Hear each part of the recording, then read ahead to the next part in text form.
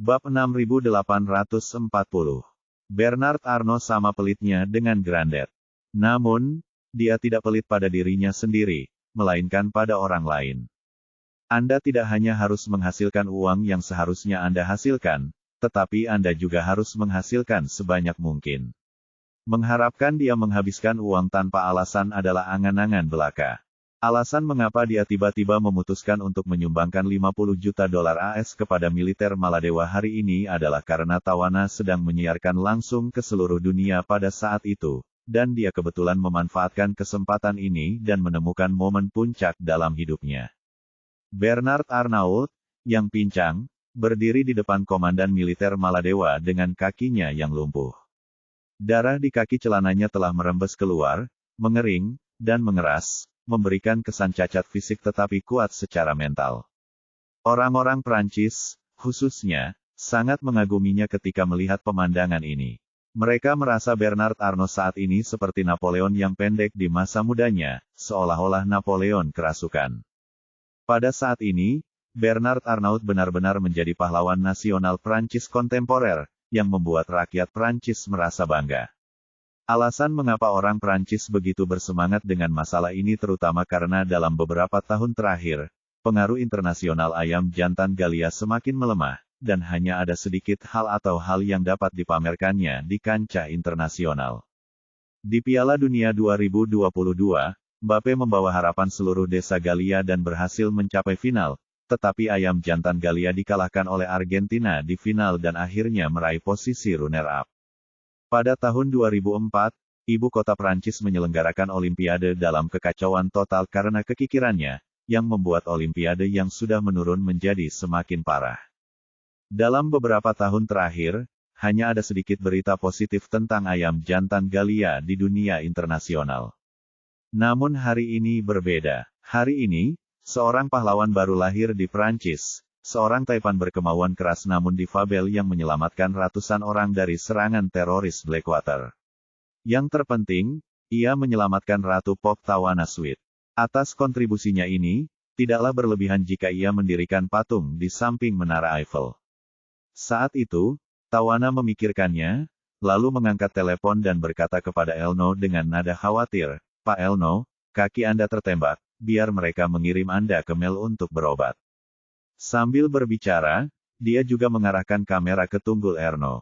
Bernard Elno begitu gembira sampai hampir menangis. Ia berpikir, sial, akhirnya ada yang menyebutkan cederaku. Aku dipukuli para gangster. Ini juga sebuah penghargaan. Kalau kau tidak menyadarinya, betapa memalukannya kalau aku sendiri yang mengatakannya. Pasti Tawana, pintar sekali.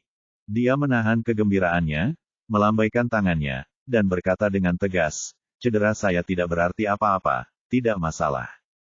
Keselamatan saya tidak penting. Yang terpenting adalah keselamatan semua wisatawan."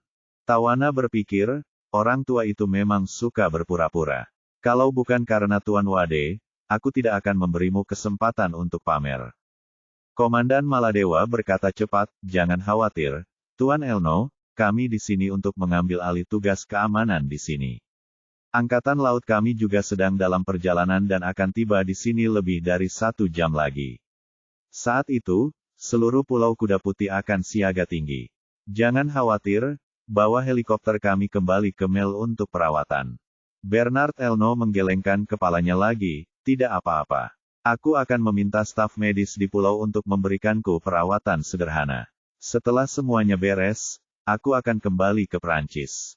Sebenarnya, yang ada dalam pikirannya adalah, "Saya khawatir dengan helikopter dan tingkat medis Anda, jadi akan lebih dapat diandalkan untuk kembali ke Prancis atau memindahkan dokter dari Prancis sesegera mungkin." Komandan Maladewa tidak cukup mengenal Bernard Elno. Ia tidak tahu bahwa Bernard Elno hanya pamer. Ia mengira Bernard Elno adalah pria yang bermoral tinggi dan penuh kasih sayang. Ia terharu dan berkata, "Tuan Elno, saya sangat mengagumi karakter dan tindakan Anda. Atas nama saya sendiri dan seluruh Maladewa, saya ingin mengucapkan terima kasih atas semua upaya dan kontribusi Anda. Saya yakin pemerintah kami pasti akan menganugerahi Anda medali kehormatan tertinggi." Bernard Arnault tersenyum dan mengangguk, lalu berkata dengan serius, "Jangan berterima kasih padaku, ini yang seharusnya kulakukan. Lagi pula, aku bukan hanya warga negara Prancis, tapi juga investor internasional di Maladewa. Tentu saja aku akan mengerahkan segenap upaya untuk membantu Maladewa dan melindungi para wisatawan Maladewa. Soal medali itu, menurutku pribadi itu hanya gelar kosong. Lebih baik tidak membuang-buang uang dan waktu orang." Meskipun Bernard Elno tidak berminat pada medali untuk negara kecil seperti Maladewa, bagaimanapun juga, pertandingan itu disiarkan langsung ke seluruh dunia, dan tambahan apapun, sekecil apapun, adalah hal yang baik, jadi dia menerimanya dengan senang hati. Akan tetapi, dia juga tahu bahwa pihak lain itu hanyalah seorang komandan militer, dan dia mungkin tidak memiliki kekuatan untuk memenuhi hal seperti itu bahkan jika dia mengatakannya. Jadi bersikap sopan di permukaan adalah cara untuk menunjukkan keanggunannya. Setelah itu, marinir Maladewa mulai menginventarisasi lokasi kejadian. Beberapa orang bertugas mencatat informasi wisatawan di lokasi kejadian, sementara yang lain diminta untuk turun tangan dan menangani jenazah korban penembakan di kepala. Kemampuan tempur dan kualitas psikologis tentara Maladewa jauh tertinggal dibandingkan milisi negara-negara besar, apalagi tentara reguler. Negara ini belum pernah mengalami perang serius dalam beberapa dekade terakhir. Perang terakhir terjadi ketika kelompok oposisi menyewa 80 tentara bayaran Sri Lanka untuk mendarat di Mel dan melancarkan pemberontakan. Meskipun hanya ada 80 tentara bayaran, mereka membuat Presiden Maladewa tak berdaya. Akhirnya, ia meminta bantuan India. India mengirimkan lebih dari 1.000 pasukan terjun payung ke darat dan situasi akhirnya tenang. Pasukan yang bahkan tak mampu mengalahkan 80 tentara bayaran itu tentu saja kewalahan menghadapi puluhan mayat dengan otak yang berceceran. Para prajurit itu hampir muntah-muntah, sementara mereka kesulitan mengumpulkan mayat-mayat itu dan menutupinya dengan kain linen di pulau itu. Di bar, para tentara Maladewa, dengan bantuan penerjemah, mencatat informasi para turis satu persatu. Ketika sampai pada Elaine Ma menyebutkan nama dan kewarganegaraannya, lalu bertanya kepada pihak lain, "Hei, saya katakan, kami menghadapi bahaya di wilayah Anda dan hampir kehilangan nyawa. Apakah Anda tidak akan memberi kami kompensasi atau semacamnya?" Prajurit itu menggelengkan kepala dan berkata melalui penerjemah, "Maaf, kami hanya bertanggung jawab untuk mendaftarkan informasi, kami tidak tahu tentang kompensasi." Elaine Ma sedikit kesal dan berkata, "Kalau begitu, suruh saja orang yang bertanggung jawab datang dan bicara. Kita sudah menghabiskan begitu banyak uang untuk datang ke sini, dan kita belum menikmatinya, dan kita hampir mati di sini. Apapun yang kau katakan, kau harus memberi kami kompensasi." Jacob mengobarkan api amarah dan berkata, "Iya. Pengalaman ini sungguh buruk. Sungguh tidak masuk akal kalau tidak ada rencana kompensasi." Banyak wisatawan di sekitar juga menyuarakan hal yang sama. Lagi pula, semua orang sudah menghabiskan banyak uang untuk datang ke sini, dan mereka pantas mendapatkan kompensasi karena mengalami bencana tanpa alasan. Pada saat ini, Bernard Arnault buru-buru terlatih-tatih di depan kepadatan dan berkata dengan lantang, jangan khawatir soal kompensasi. White Horse Island pasti akan memberikan jawaban yang memuaskan. Saya jamin kami akan menanggung semua biaya hotel, biaya pesawat amfibi, dan tiket pesawat ke dan dari Maladewa untuk kunjungan Anda ke White Horse Island kali ini." Elaine Ma tampak tertekan, lalu bertanya kepada Jacob di sekitarnya, "Ini tidak ada hubungannya dengan kita. Bukankah semua pengeluaran kita di pulau ini dibebankan kepada teman cucu yang baik itu? Kita tidak perlu mengeluarkan uang sepeser pun." "Benar." Jacob juga sedikit kesal, dan berbisik, "Bos ini sepertinya kaya raya. Dia memberikan 50 juta untuk militer Maladewa saja. Kita harus meminta kompensasi atas kerusakan mental kita, kan?" Sementara keduanya berpelukan, Bernard Elno sudah melihat ketidakpuasan di wajah mereka. Ia berbisik kepada petugas di sekitar dan mengetahui bahwa keduanya telah mendarat di pulau bersama Charlie, jadi ia segera berkata, "Selain itu, kami telah memutuskan untuk memberikan diskon sebesar $100.000 AS kepada setiap wisatawan. Wisatawan di bawah umur juga dapat menerima diskon sebesar $100.000 AS. Sebelum semua orang meninggalkan pulau, kompensasi ini akan disetorkan ke rekening masing-masing. Begitu kata-kata ini diucapkan, terdengar sorak-sorai dan tepuk tangan dari para penonton. $100.000 bukanlah jumlah uang yang kecil. Rata-rata konsumsi per kapita setiap orang di pulau ini hanya sekitar $30.000 hingga $40.000 AS. Saat ini, kompensasi per orang mencapai $100.000 AS, yang memang merupakan kesepakatan yang bagus. Yang terpenting adalah tidak ada seorang pun yang benar-benar terluka, dan ini hanyalah kompensasi sederhana atas kerusakan mental, yang jumlahnya sungguh sangat besar. Bernard Elno sudah kecanduan akting saat itu. Ia tidak hanya harus memuaskan ayah mertua dan ibu mertua Charlie, tetapi juga sebagian besar netizen. Kompensasi $100.000 AS per orang berarti pengeluaran puluhan juta dolar untuk White Horse Island. Namun dia merasa itu tidak penting. Ini adalah kesempatan langka untuk bermurah hati, jadi bermurah bincang sampai akhir. Rasanya seperti orang pelit tapi hemat yang datang ke restoran mewah dan enggan merasa saat pertama kali memesan 1 atau 2 hidangan setelah melihat menu. Namun, setelah memesan lagi, ia perlahan-lahan mengembangkan rasa kepahlawanan, persetan, aku tidak bisa, jadi aku akan makan sepuasnya hari ini. Sementara Bernard Arnault memanfaatkan kesempatan untuk membangun personanya, internet memujinya dengan murah hati sambil mengecam Blackwater sebagai sampah busuk. Lebih dari 3 juta orang telah memberikan suara mendukung petisi Gedung Putih untuk penyelidikan menyeluruh terhadap Blackwater. Kini setelah situasi ini berakhir, pemerintah AS harus memberikan jawaban kepada rakyat Amerika terkait masalah ini. Para pejabat AS juga menginginkannya. Jika ditanya siapa pelanggan terbesar Blackwater, pastilah para pejabat AS. Blackwater hadir dalam setiap perang yang mereka hadapi di Timur Tengah. Blackwater melakukan semua pekerjaan kotor untuk mereka. Sebagian besar minyak yang dicuri dan dijual di Suriah juga diam-diam dibantu oleh Blackwater. Dengan kata lain, Blackwater adalah adik dekat pemerintah AS. Meskipun tidak terlalu terlihat di depan umum, secara pribadi ia memiliki hubungan yang sangat baik dengan pimpinannya. Kini, masyarakat di seluruh negeri, bahkan dunia, menerima hukuman berat bagi adik kecil ini, dan para pejabat Amerika tidak tahu harus berbuat apa. Kalau memang mau ditindak tegas, minimal semua petinggi yang terlibat harus ditangkap. Investigasi baru dilakukan secara menyeluruh terhadap perusahaan, agar masyarakat bisa memberikan penjelasan. Namun, para pejabat senior Amerika juga terlibat dalam masalah ini.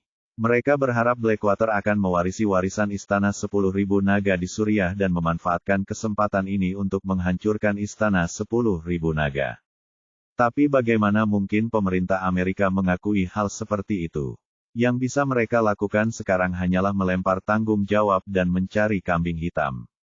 Jadi, setelah rapat darurat para eksekutif senior internal, Blackwater memutuskan untuk menunjuk satu orang yang kurang beruntung untuk disalahkan. Orang yang kurang beruntung yang disingkirkan adalah Wakil Presiden Blackwater dan orang yang memiliki kepemilikan saham terkecil di Dewan Direksi Blackwater. Rencana Blackwater adalah membiarkan orang ini menanggung kesalahannya dan mengakui bahwa semua ini adalah konspirasi pribadi antara dia dan musuh Suriah dan tidak ada perdamaian dengan para pembuat keputusan utama Blackwater. Agar pertunjukannya lengkap, mereka bahkan meminta orang malang itu untuk menyerahkan diri ke polisi AS. Berdasarkan hukum yang berlaku, hukuman akhir bagi orang ini adalah penjara seumur hidup tanpa jaminan bersyarat. Sebagai imbalannya, pemegang saham lainnya bersama-sama memberikan $200 juta AS kepada keluarganya. Meskipun pemegang saham tidak senang, dia tidak punya pilihan. Para pemegang saham ini semuanya orang-orang tangguh yang pernah bertugas di militer dan bekerja sebagai tentara bayaran di masa muda mereka. Jika saya setuju, mereka bisa memberi saya kompensasi. Jika saya tidak setuju, saya mungkin akan mati di rumah malam ini, dan besok saya akan bunuh diri karena takut dihukum, dan pada akhirnya saya harus menanggung kesalahan mereka. Akibatnya, pemerintah AS segera mengumumkan kepada dunia bahwa kasus serangan teroris White Horse Island telah terpecahkan, perencana telah menyerahkan diri kepada polisi AS, dan polisi AS sedang melakukan penyelidikan mendalam terhadap Blackwater. Ini hanyalah tipuan untuk mengelabui publik. Mereka pikir mereka harus menunjukkan sikap tegas terlebih dahulu, baru kemudian menghentikan penyelidikan setelah perhatian dan kemarahan masyarakat perlahan-lahan mereda. Setelah 2 bulan berikutnya, kebanyakan orang pasti tidak akan memperhatikan masalah ini, lalu mereka akan langsung mengumumkan bahwa masalah ini adalah perilaku pribadi wakil presiden dan tidak ada izin dengan Blackwater, dan pada dasarnya mereka akan lolos begitu saja. Namun, Charlie tidak berniat melepaskan Blackwater. Dia ingin membuat Blackwater membayar harga yang mahal dan memberitahu mereka bahwa Istana 10.000 Naga bukanlah target yang pernah mereka bayangkan untuk dianeksasi. Namun kini, Bernard Arnault masih kuat dan penuh semangat. Jika ia tetap bertahan di Blackwater, Blackwater pasti akan mendapat masalah besar. 1 jam kemudian, kapal Angkatan Laut Maladewa akhirnya tiba. Tidak ada lagi yang harus mereka tangani di tempat kejadian kecuali mayat-mayat, jadi para prajurit bersiap untuk memuat mayat-mayat itu ke kapal dan membawanya kembali ke ibu kota, Mel. Charlie mengirim pesan WeChat ke Tawana, memintanya untuk mengingatkan Bernard Elno. Setelah Bernard Elno melihatnya, ia langsung berkata kepada Tawana, "Nona Sweet, tolong bantu saya membalas Tuan Wade dan beritahu beliau bahwa Tuan Wade jarang membutuhkan saya. Saya akan berusaha sebaik mungkin untuk masalah ini."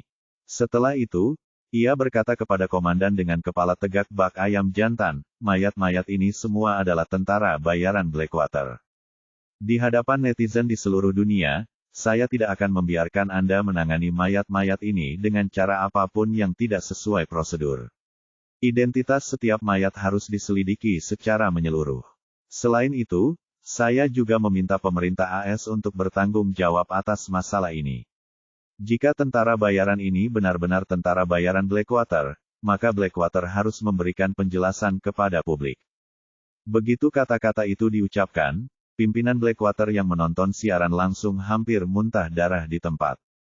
Awalnya, mereka ingin membiarkan Departemen Diplomatik AS menengahi Maladewa dan mengirimkan semua jenazah kembali ke Amerika Serikat untuk dibuang, atau cukup mengirim orang untuk mengurusnya.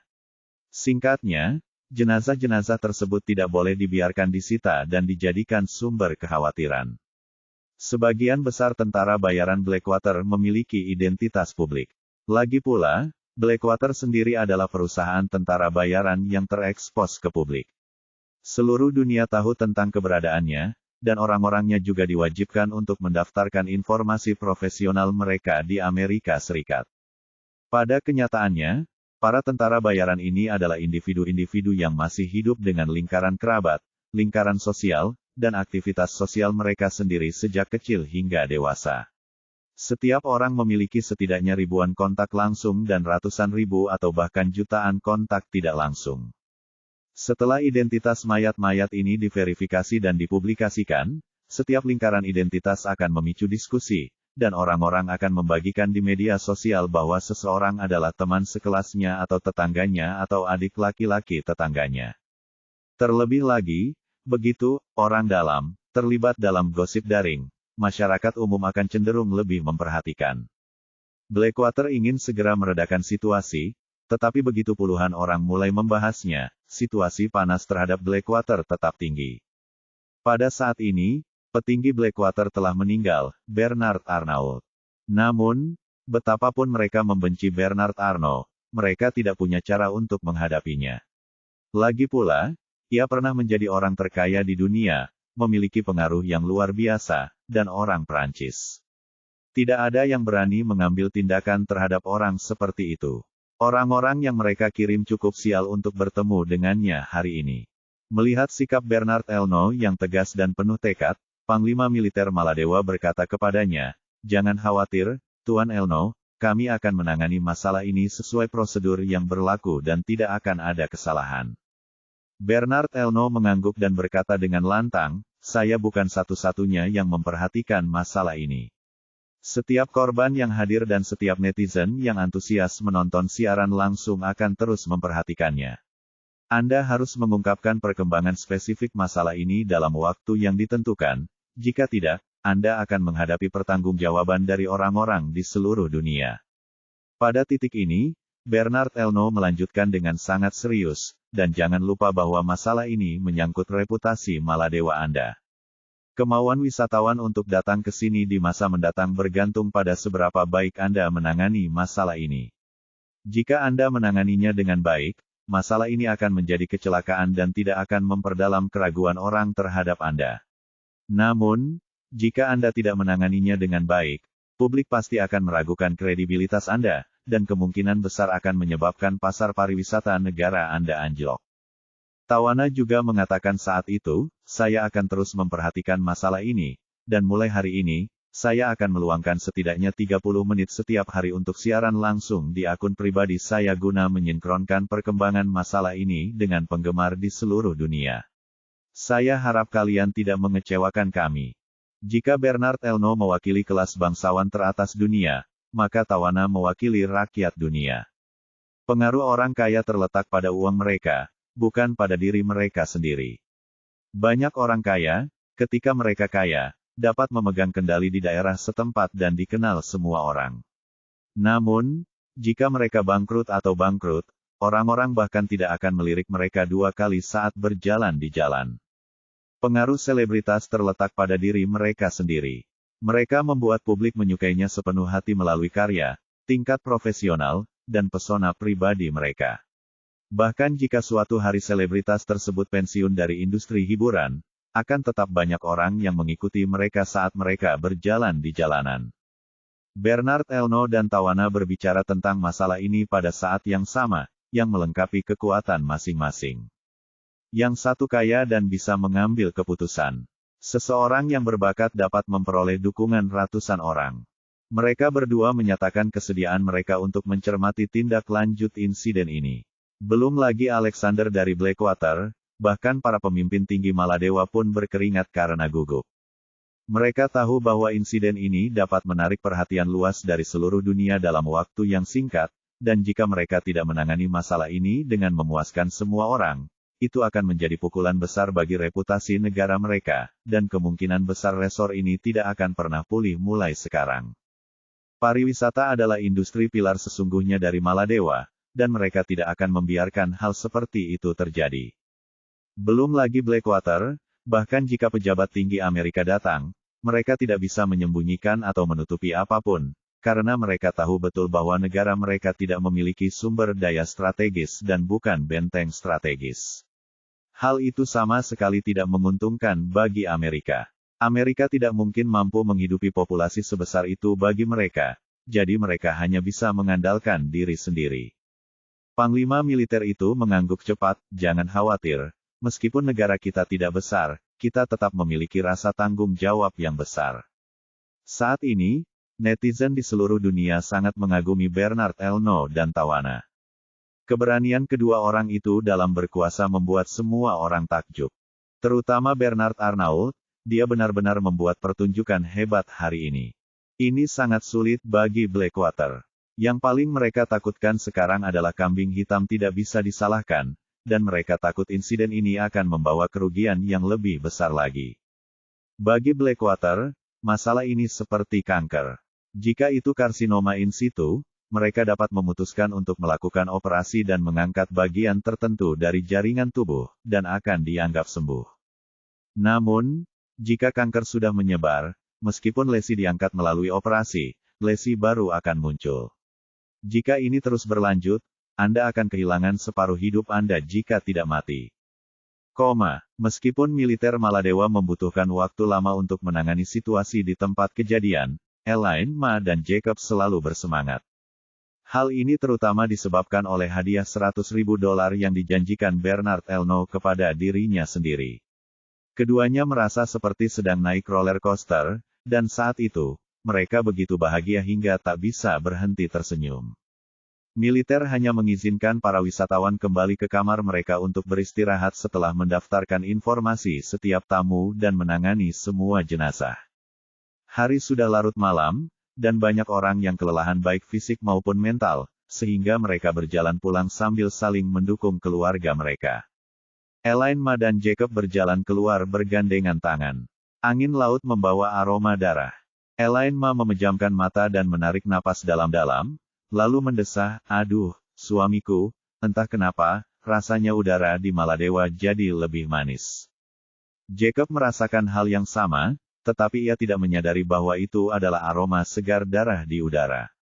Ia berkata sambil tersenyum, "Ya Tuhan, aku pergi jalan-jalan dan tidak mengeluarkan uang sepeser pun, malah mendapatkan $100.000 gratis. Udaranya tidak hanya terasa lebih segar, aku bahkan merasa air lautnya terasa lebih segar." Elaine Ma berkata dengan gembira, "Oh, ini malam tahun baru, dan aku menemukan hal yang begitu baik. Ini pertanda keberuntungan tahun depan." Saat berbicara, ia tiba-tiba teringat sesuatu dan berkata dengan nada kecewa, "Oh, sungguh kehilangan. Sungguh kehilangan yang besar." Jacob bertanya dengan tergesa-gesa, "Ada apa? Apa kerugiannya?" Elaine Ma menghela napas dan berkata, "Oh, Claire dan menantunya tidak datang ke bar malam ini. Kalau mereka datang, bukankah akan ada kompensasi tambahan sebesar $200.000? Jacob tiba-tiba tersadar dan berseru, "Oh, iya. Sial, ini kerugian besar. $200.000 AS baru saja lewat." Elaine Ma berkata, "Tidak, saya akan segera menelepon mereka dan melihat apakah mereka bisa datang dan mendaftarkan nama dan informasi mereka. Saya akan memberitahu mereka bahwa saya lupa mendaftar ketika saya pergi tadi, dan saya akan menebusnya untuk sementara. Mungkin saya bisa mendapatkan kompensasi." Sambil berbicara, dia mempercepat langkahnya, bermaksud berlari kecil kembali untuk membangunkan Charlie dan Claire. Jacob segera menahannya dan mengingatkannya, "Lupakan saja, jangan repot-repot. Mereka sudah mendaftar dan jumlah orangnya sudah dihitung. Kalau kamu lepaskan mereka sekarang, bagaimana kalau mereka tertangkap? Kita tidak mengerti hukum setempat di Maladewa, dan kita bisa dituduh melakukan penipuan. Jangan lakukan ini saat tahun baru." Viola Ma berhenti dan mendesah, "Benar, ini tidak seperti di depan pintu rumahmu sendiri. Lebih baik berhati-hati, lupakan saja, bagaimanapun, menantu yang baik bisa menghasilkan uang, dan dia tidak peduli dengan $200.000. Pada titik ini, dia tersenyum dan bertanya, "Ngomong-ngomong sayang, setelah kamu mendapatkan $100.000 ini, bagaimana kamu akan membelanjakannya? Bagaimana aku harus menghabiskannya?" Jacob menggelengkan kepalanya, "Aku tidak tahu. Tidak ada yang bisa ku belanjakan. Aku akan menabung dulu." Elaine Ma berkata, "Simpan kentutmu. Aku sudah memikirkannya. Aku akan mengambil cuti beberapa hari setelah kembali, lalu mencari tempat yang lebih baik untuk bepergian." Jacob bertanya, "Kamu mau pergi kemana?" Elaine Ma menggigit gigi belakangnya, "Dubai." Jacob mengerutkan kening dan bertanya, "Mengapa kamu pergi ke Dubai lagi?" Elaine Ma berkata dengan marah, "Ini semua salahmu terakhir kali. Kau menyebabkan semua hal aneh itu dan membuatku tidak bersenang-senang di Dubai. Kali ini, saat aku ke sana lagi, aku harus bersenang-senang dan menghabiskan semua uang $100.000 itu." Ketika Jacob teringat Dubai, dia tidak bisa tidak teringat pengalaman menyakitkan saat memasang jebakan untuk menjebak Peter Zhou, tetapi akhirnya malah menembak kakinya sendiri, dan dia merasa tidak nyaman lagi. Ia baru saja hendak mengatakan tidak akan pergi kali ini, tetapi Elaine Ma langsung memperingatkannya, "Sudah kubilang, kaulah yang membuatku pergi terakhir kali. Kau harus menemaniku kali ini, dan kau harus memberiku kompensasi yang pantas. Kalau sudah waktunya, keluarkan $50.000 AS untuk membelikanku hadiah, dan itu akan dianggap sebagai kompensasi." Meskipun Jacob merasa permintaan Elaine Ma tidak tahu malu, dia menyetujuinya tanpa ragu sedikit pun saat ini. Terakhir kali ia pergi ke Dubai memang merupakan momen tergelap dalam hidupnya. Jika hanya untuk menghancurkan mimpi buruk ini dengan tangannya sendiri, ia akan pergi ke Dubai lagi dan merasakan kemewahan dan kemewahan itu dengan seluruh tubuhnya. Jadi, dia berkata kepada Elaine Ma, "Maladewa tidak jauh dari Dubai. Bagaimana kalau kita biarkan kedua anak itu kembali ke Aurus Hill setelah perjalanan ke Maladewa selesai, dan kita bisa terbang langsung dari Maladewa ke Dubai?" "Tentu," kata Elaine Ma sambil tersenyum, "idemu bagus. Ayo kita lakukan. Kembalilah dan istirahatlah, dan beritahu Claire besok ketika kamu bangun." Malam itu, banyak orang di seluruh dunia terjaga sepanjang malam. Tetapi Claire tidur sangat nyenyak, dan tidak membuka matanya sampai keesokan paginya. Saat itu, seluruh pulau kuda putih telah kembali tenang. Semua jenazah telah dibawa pergi, darah yang tertinggal di tempat kejadian telah dibersihkan. Para wisatawan merasa terhibur, dan bahkan Bernard Arnault menggunakan pompa pereda nyeri yang dibawakan oleh dokter Prancis tersebut semalaman. Lututnya secara medis tidak mungkin pulih, tetapi untungnya, teknologi penggantian lutut buatan sudah sangat matang. Para dokter Prancis berencana untuk mengizinkannya kembali berobat, tetapi Bernard Arnault bersikeras untuk tinggal di pulau itu selama beberapa hari lagi, setidaknya sampai Charlie pergi. Hari ini kebetulan malam tahun baru Imlek. Bernard Arnault secara khusus meminta staf di pulau untuk mendekorasi seluruh pulau dengan gaya Tionghoa. Ia juga membeli sejumlah besar kembang api dan akan menerbangkannya, dengan rencana mengadakan festival kembang api laut untuk semua wisatawan di pulau malam ini. Setelah bangun, Claire tidak tahu apa yang terjadi tadi malam. Melihat Charlie belum bangun, dia langsung mandi, membuat secangkir kopi dengan mesin kopi kapsul di kamar hotel, lalu pergi ke teras yang menghadap laut dengan kopi di satu tangan dan ponsel di tangan lainnya. Selama ini, ia telah menyembunyikan banyak hal di dalam hatinya, dan segala macam tekanan membuatnya sesak napas. Pemandangan duduk sendirian di pantai ini dapat memberinya ketenangan pikiran yang langka. Namun, ketenangan ini tidak berlangsung lama. Karena dia melihat ke arah ponselnya, dia langsung terkejut dengan berbagai notifikasi push di layar. Berita terkini, Pulau Kuda Putih Maladewa menjadi sasaran serangan teroris tadi malam. Siaran langsung petualangan seru Tawana Suite. Tawana Suite, The White Horse Horror, serangan teroris yang tak terduga. Blackwater merencanakan serangan teroris, dan mantan orang terkaya di dunia menggunakan uangnya untuk menyelamatkan ratusan nyawa. Claire tertegun. Bukankah Tawana menghadiri pesta di Seaview Bar tadi malam? Orang tuanya juga pergi, tetapi dia dan Charlie tidak pergi. Kemudian, dia merasa mengantuk dan tertidur sampai sekarang. Dia tidur sangat nyenyak.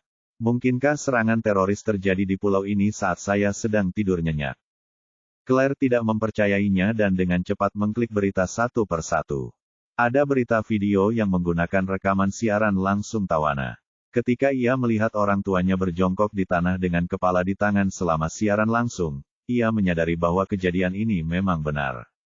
Ia segera membaca banyak laporan terkait. Dikatakan bahwa perusahaan Blackwater Amerika melancarkan serangan teroris ini dengan berpura-pura menjadi tentara bayaran tentara Front Cataclysmic untuk membunuh seorang pesaing. Lagi pula, tujuan awal orang-orang ini adalah untuk membunuh semua tamu yang menghadiri pesta di bar dan menciptakan kasus besar yang menggemparkan dunia, tetapi mereka tidak menyangka bahwa Bernard Arnault, mantan orang terkaya di dunia, menyuap orang-orang Blackwater dengan ratusan juta dolar AS, membiarkan mereka saling membunuh dan menyelesaikan krisis. Claire tiba-tiba merasa sangat beruntung memiliki Bernard Arnault, jika tidak, orang tuanya mungkin akan mengalami kecelakaan. Namun, setelah pikiran konvensional seperti refleks terkondisi ini muncul, sebuah ide tanpa sadar muncul dalam benak Claire. Jika hal sebesar itu benar-benar terjadi di pulau itu, Charlie pasti tidak akan menyadarinya. Lagi pula, ia telah menyaksikan kemampuan luar biasa Tuan Jingqing hari itu, dan Tuan Jingqing juga berkata bahwa dengan kekuatannya, ia sama sekali tidak sebanding dengan Charlie. Yah, mengingat gaya Charlie, dia seharusnya tidak berdiam diri tadi malam. Mungkinkah alasan mengapa semuanya berjalan lancar tadi malam adalah karena Charlie?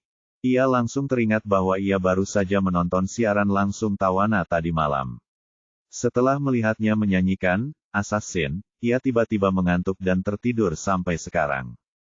Setelah memeriksa laporan berita terkait tadi malam, tampaknya para gangster muncul saat Tawana sedang bernyanyi di bar, yang sangat sesuai dengan saat dia sedang tertidur.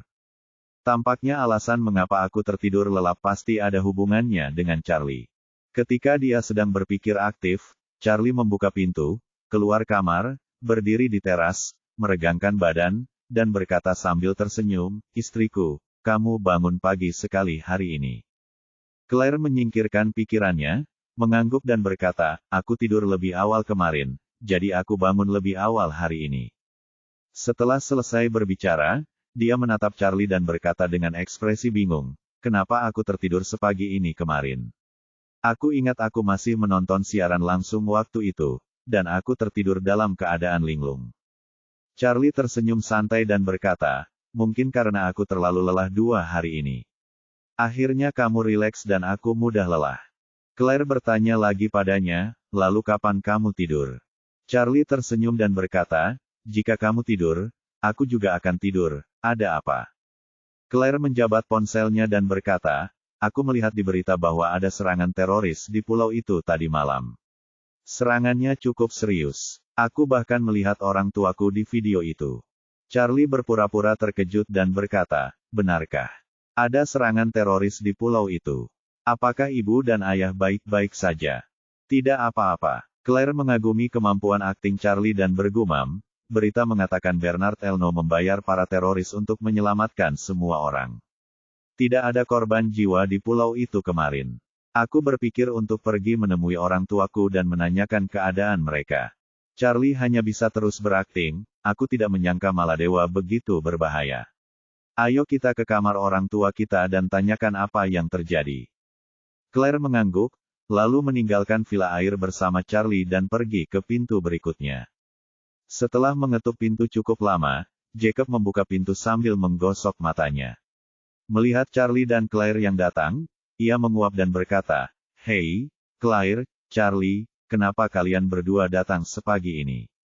Claire bertanya dengan tergesa-gesa, "Ayah, aku melihat di berita bahwa ada serangan teroris tadi malam. Apakah ayah dan ibu baik-baik saja?" "Tidak apa-apa." Jacob melambaikan tangannya dengan acuh tak acuh, "Bukan hanya ibumu dan aku baik-baik saja, tapi ini juga berkah tersembunyi. Kita masing-masing mendapat ganti rugi mental sebesar $100.000. Setelah itu, ia berkata dengan nada menyesal, sayang sekali kalian berdua tidak ada di sini kemarin. Kalau saja kalian ada di sini, kalian berdua bisa mendapatkan $100.000 masing-masing. Claire berkata cepat, ada apa? Cepat ceritakan padaku. Jacob mengundang mereka berdua masuk dan menggambarkan momen mengerikan tadi malam dengan cara yang berlebihan.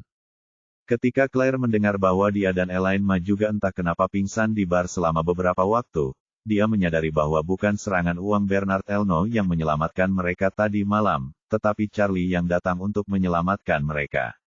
Dia tidak dapat menahan diri untuk tidak menatap Charlie, hanya untuk melihat bahwa Charlie sedang mendengarkan cerita itu dengan saksama, seolah-olah dia sangat tertarik dengan apa yang terjadi tadi malam. Ia tak kuasa menahan desahan dalam hati. Pernikahannya dengan Charlie penuh dengan segala macam kebohongan. Meskipun Charlie adalah pahlawan dan menyelamatkan orang tuanya, ia tetap harus berpura-pura di hadapannya. Perasaan ini sungguh membuatnya merasa tak berdaya. Saat itu, Elaine Ma mendengar suara itu dan keluar dari kamar tidur. Melihat Charlie dan Claire, ia berkata dengan penuh semangat, "Putriku, menantuku yang baik, perjalanan kita ke Maladewa sungguh berharga. Kita tidak perlu mengeluarkan uang sepeser pun, dan kita bisa mendapatkan banyak uang saat pulang nanti." Jacob tertawa dan berkata, "Aku sudah menceritakannya pada mereka berdua." Sambil berbicara, Jacob menatap Charlie dan Claire lagi dan berkata, "Ngomong-ngomong, Charlie, Claire, kami sudah membicarakannya dan berencana pergi ke Dubai untuk bermain beberapa hari sebelum kembali. Kalau ada urusan, kalian kembali saja ke Aorus Hill dulu dan tidak perlu ikut kami." Claire tahu bahwa bukan gaya mereka jika orang tua mereka kembali ke Aorus Hill dengan tenang setelah menerima kompensasi sebesar $200.000 AS kali ini, jadi dia mengangguk dan berkata, "Kalau begitu, kamu bisa merencanakan rencana perjalananmu sendiri." Pada saat ini, bel pintu tiba-tiba berbunyi. Jacob bangkit dan membuka pintu, lalu melihat pengurus rumah tangga Hani berdiri di luar pintu. Ia berkata dengan hormat, "Halo, Tuan Wilson, maaf mengganggu Anda. Saya datang pagi-pagi sekali karena ada 3 hal yang ingin saya sampaikan." Jacob mengangguk, "Silakan, sayang." Hani berkata, "Hal pertama yang kami lakukan adalah menghubungi staf kedutaan besar Tiongkok. Mereka ingin kami menyampaikan kepada semua tamu Tiongkok bahwa jika Anda ingin meninggalkan pulau lebih awal dan membutuhkan bantuan kedutaan, mereka dapat mengatur penerbangan untuk membantu tamu Tiongkok pulang. Namun, ini sepenuhnya sukarela. Jika Anda dan keluarga bersedia tetap tinggal di Pulau Baima, mereka tidak akan mengganggu." Jacob berkata, "Kedutaan memang cukup cepat, tapi kita tidak akan repot-repot lagi. Kita tunggu saja sampai hari kita check out sebelum berangkat. Bagaimana dengan hal kedua? Hani berkata, yang kedua, Presiden grup kami, Bapak Bernard Elno, tahu bahwa malam ini adalah malam tahun baru Imlek, jadi beliau telah menyiapkan makan malam tahun baru khusus di restoran bergaya Asia. Pukul 5 sore, silakan datang ke sana bersama keluarga dan tamu Tionghoa lainnya di pulau ini untuk merayakan tahun baru. Bapak Elno juga akan hadir secara langsung, dan kami juga akan menyiarkan gala festival musim semi Imlek di lokasi pada saat itu. Jacob tersenyum dan berkata, pelayanan di pulau Anda cukup baik. Ngomong-ngomong, kenapa kita mulai makan malam tahun baru pukul 5? Hani berkata, ada perbedaan waktu 3 jam antara di sini dan Tiongkok. Ketika pukul 5 sore, di Tiongkok sudah pukul 8 malam, dan gala festival musim semi seharusnya sudah dimulai. Oh, begitu, kata Jacob sambil tersenyum, oke, kami akan sampai tepat waktu. Ngomong-ngomong, bisakah kau membantuku menanyakan kapan bosmu akan membayar kompensasi yang dijanjikannya? Hani buru-buru berkata, Tuan Wilson, ini hal ketiga yang ingin saya sampaikan kepada Anda. Mohon berikan informasi rekening bank Anda dan keluarga. Departemen Keuangan grup kami akan mengirimkan uangnya kepada Anda hari ini. Selain itu, Tuan Wade dan Nona Claire juga bisa mendapatkan kompensasi yang sama. Atasan kami mengatakan bahwa semua tamu di pulau ini akan diperlakukan sama, dan setiap orang akan menerima $100.000. Ketika Jacob mendengar bahwa Charlie dan Claire masih bisa mendapatkan kompensasi meskipun mereka tidak berada di tempat kejadian tadi malam, dia tiba-tiba merasa sedikit masam di hatinya. Dia merasa telah memperoleh $100.000 AS dengan mempertaruhkan nyawanya, tetapi Charlie dan putrinya dapat memperoleh jumlah uang yang sama tanpa pergi, yang membuatnya tampak seperti tidak ada gunanya mempertaruhkan nyawanya. Lagi pula, ia lulusan universitas terkemuka, dan sebuah persamaan langsung muncul di benaknya, dengan asumsi jumlah penduduk di pulau itu adalah X, dan risiko yang mereka tanggung adalah Y, maka awalnya X plus Y, yang berarti jumlah penduduk di pulau itu dan risiko yang mereka tanggung, sama dengan 100.000. Namun sekarang, X juga sama dengan 100.000. Dengan mensubstitusikan kedua kondisi tersebut, nilai Y menjadi 0. Elaine Ma juga secara tidak sadar merasa tidak puas saat ini, dan bergumam kepada Hani, hei, Hani, kau harus bicara dengan bosmu. Kita hampir kehilangan nyawa di bar kemarin. Putri dan menantuku tidak pergi ke bar kemarin. Jika mereka bisa mendapatkan $100.000 AS, bukankah seharusnya kita setidaknya mendapatkan $200.000 AS? Kau tidak bisa membiarkan kita mengambil risiko dengan sia-sia, kan? Hani berkata dengan nada meminta maaf, maaf, Bu Ma, masalah ini sudah diputuskan oleh ketua kelompok kami. Saya hanya pembantu rumah tangga biasa. Saya bahkan tidak punya kesempatan untuk berbicara dengan ketua. Bagaimana saya bisa memenuhi syarat untuk memberinya saran? Elaine Ma kesal, kalau begitu, tidak apa-apa memberi kami $150.000, kan? Setidaknya kamu harus memberi kami sedikit lebih banyak agar masuk akal. Hani merasa malu dan cepat-cepat berkata, Bu Ma, saya akan melaporkan pendapat Anda kepada atasan saya, tetapi saya tidak bisa menjamin bahwa pendapat Anda akan diterima. Setelah itu, dia cepat-cepat mencari alasan dan berkata, maaf, Bu Ma, saya ada tamu lain yang harus diberitahu. Kalau tidak ada urusan lain, saya tidak akan mengganggu Anda. Sebelum Elaine Ma sempat berbicara, Hani segera berbalik dan pergi. Elaine Ma berkata dengan marah, bos mereka terlalu bodoh. Bagaimana mereka bisa memperlakukan orang yang ada di tempat kejadian dan yang tidak ada di tempat kejadian secara setara? Claire berkata tanpa daya, Bu, bagus sekali mereka bisa berinisiatif memberi kompensasi. Jangan pilih-pilih. Aku tidak mau bagianku dari kompensasi itu. Aku akan memberikannya padamu. Wajah Elaine Ma langsung berseri-seri karena gembira, tetapi ia berkata, oh Claire, aku tidak menginginkan uangmu. Aku hanya merasa uangmu tidak manusiawi. Aku ingin mendapatkan lebih banyak keuntungan. Aku ingat standar kompensasi di Amerika Serikat sangat tinggi. Jika kau jatuh saat makan di restoran, restoran itu bisa memberimu 1,8 juta atau $800.000 AS. Ayahmu dan aku hampir terbunuh kemarin. $200.000 masing-masing tidak terlalu banyak.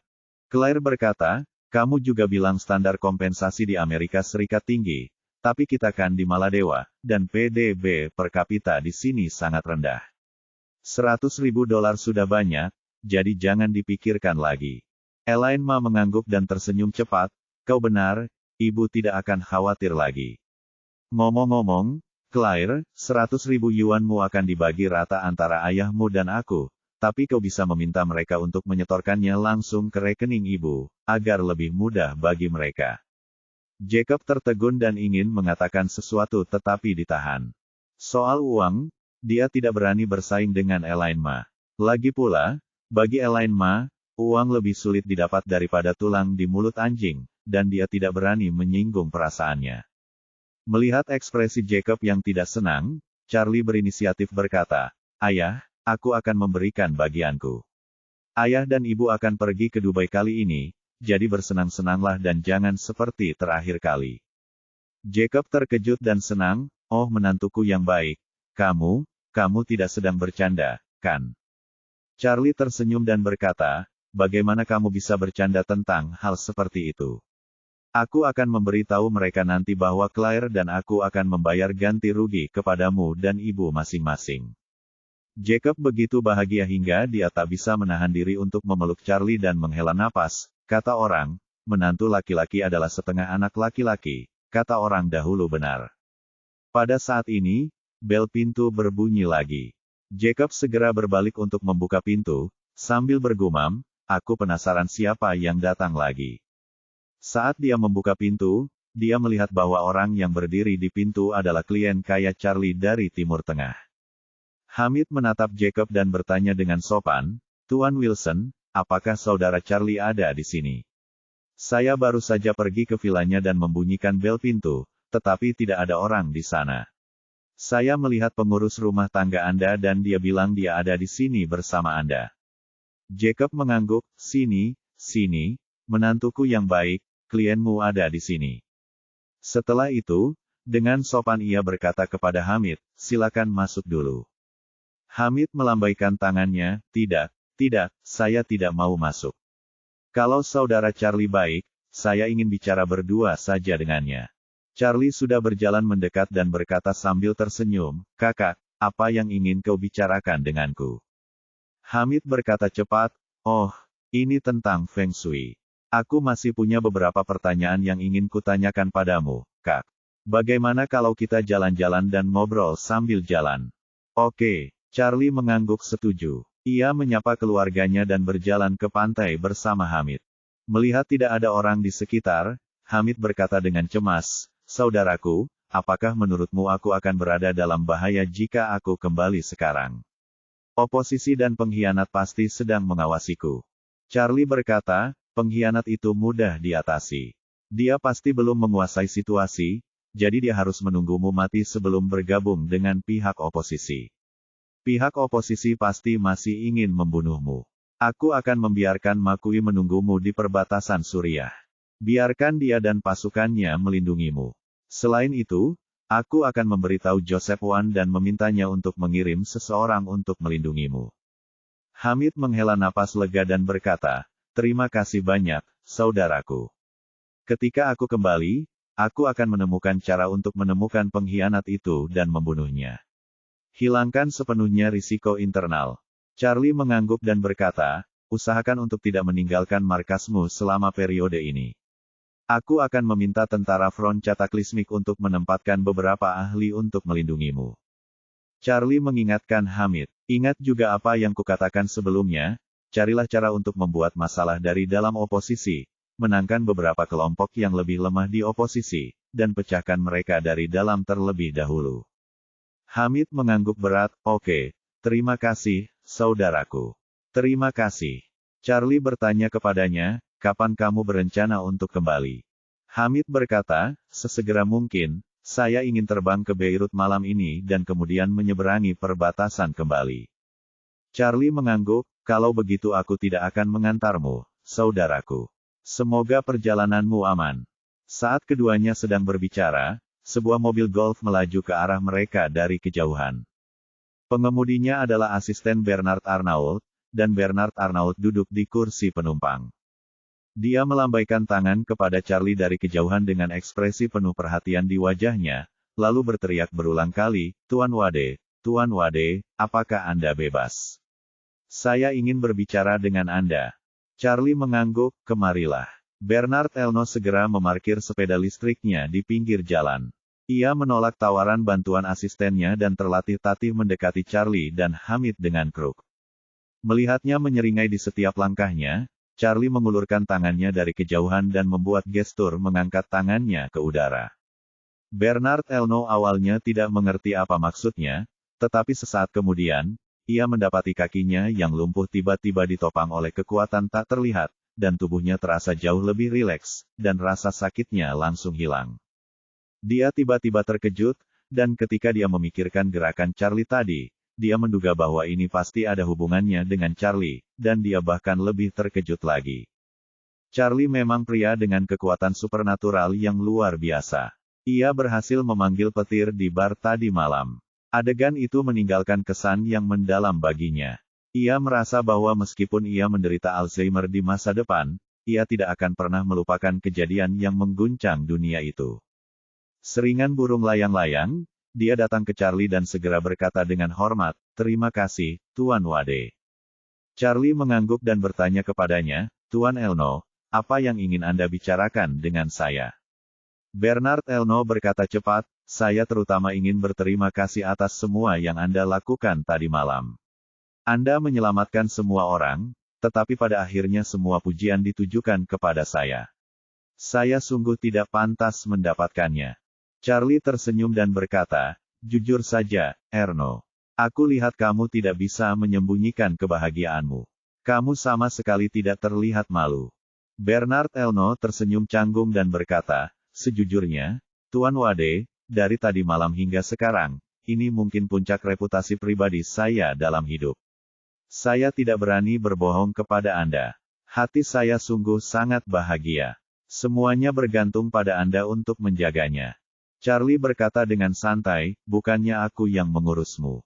Lagi pula, kau sudah menghabiskan uang. Itu dianggap kerjasama yang wajar di antara kita."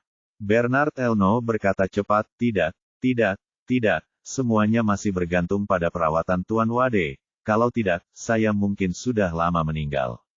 Setelah itu, ia berhenti sejenak dan melanjutkan, "Ngomong-ngomong, Tuan Wade, Presiden Prancis ingin memanggil saya sesegera mungkin dan memberikan pujian. Saya akan menghabiskan malam tahun baru bersama Anda, keluarga Anda, dan tamu-tamu Tiongkok lainnya di pulau ini malam ini, dan akan berangkat ke Prancis besok pagi-pagi sekali." Bernard Arnault berkata dengan hormat, "Tapi jangan khawatir tentang kedua pulau itu. Saya akan menyelesaikannya dalam seminggu. Jika ada hal lain yang perlu saya lakukan terkait kedua pulau ini, beritahu saya dan saya akan segera menanganinya." Charlie berkata, "Bagaimana kalau begini? Kalau ada yang harus kalian lakukan, kembalilah dan lakukan urusan kalian sendiri. Setelah rombongan tamu ini meninggalkan pulau satu persatu, kalian bisa mengumumkan kepada publik bahwa Pulau Baima ditutup untuk renovasi." Charlie melanjutkan kalimatnya, "Saya berencana menggunakan tempat ini sebagai pangkalan laut untuk kuil Front Cataclysmic. Lokasinya relatif strategis karena dekat dengan Colombo, Sri Lanka. Kalau sudah waktunya, kalian bisa datang untuk menyapa manajemen senior Maladewa dan memberitahu mereka bahwa Pulau Baima akan dibangun kembali. Nanti, saya akan meminta kuil Front Cataclysmic untuk mendatangkan pekerja konstruksi untuk melakukan renovasi. Sebagian besar kapal kargo yang menuju Eropa melalui terusan Suez harus melalui Selat Malaka dari Singapura, melewati Sri Lanka, lalu memasuki Laut Merah dan menyeberangi terusan Suez. Colombo, Sri Lanka, merupakan pusat penting di rute ini. Meskipun kapal tidak singgah di Colombo, kapal akan melewati bagian selatan Sri Lanka. Meskipun masih berjarak beberapa ratus kilometer dari Pulau Kuda Putih Maladewa, lokasinya relatif strategis. Charlie berencana untuk merenovasi Pulau Kuda Putih dan menempatkan sekelompok tentara-tentara Front Cataclysmic, yang dilengkapi dengan speedboat bertenaga tinggi yang serupa dengan yang digunakan oleh Makui dan lainnya, serta pesawat amfibi berukuran sedang. Jika terjadi masalah di rute tersebut, mereka dapat memberikan dukungan cepat. Selain itu, Maladewa memiliki kekuatan militer yang lemah dan tidak mampu menjangkau wilayah perairan ini. Bernard Elno berkata tanpa ragu, "Jangan khawatir, Tuan Wade, saya akan maju untuk menyelesaikan semuanya agar Front Cataclysmic Hall dapat yakin untuk melaksanakan pembangunan di sini."